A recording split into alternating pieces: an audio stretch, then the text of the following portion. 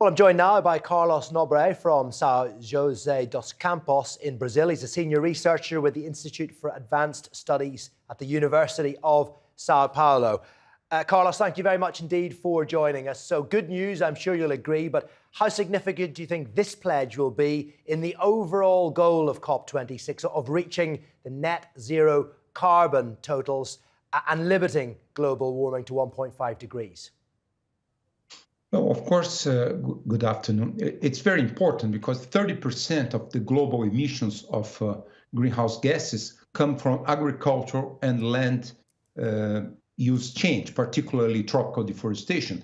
So really to reaching net zero by 2050 and to reach 50% cutting greenhouse gas emissions by 2030 is essential really to have a sustainable agriculture and particularly to reduce deforestation of tropical forests to zero and then to start restoring hundreds of thousands of square kilometers of very degraded forest areas. So this is essential to meet the targets of the Paris Accord.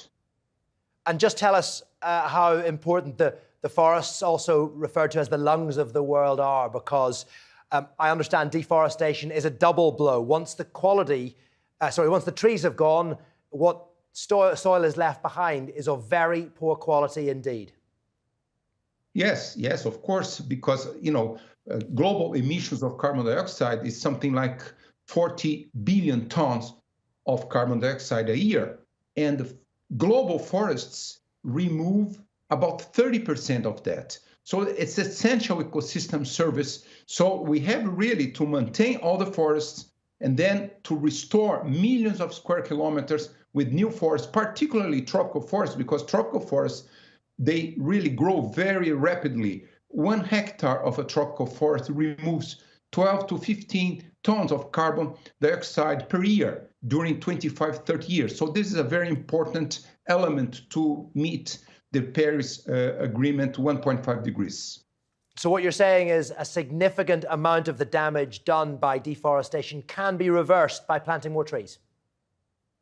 Absolutely, and also to let the forest regenerate naturally. For instance, in the Brazilian Amazon, 20% of clear-cut deforestation areas, they have been abandoned by cattle ranchers, and they are regenerating and removing a large amount of carbon dioxide from the atmosphere.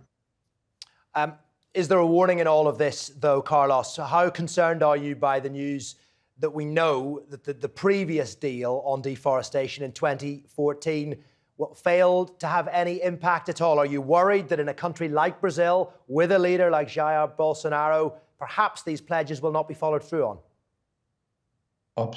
Yes, we are all worried because President Bolsonaro's political speech for all his political career, 31 years as a House representative and as a president, he has always defended a development model without the forest, without the indigenous people. So it's hard to believe that he will switch immediately. But we have elections in Brazil in 2022, and I'm hopeful that Brazil will really join this effort to cut deforestation to zero and restore a large area of the tropical forests. Okay, we thank you very much indeed for joining us. That's Carlos Nobre there from the University of Sao Paulo. Thank you very much. Thank you.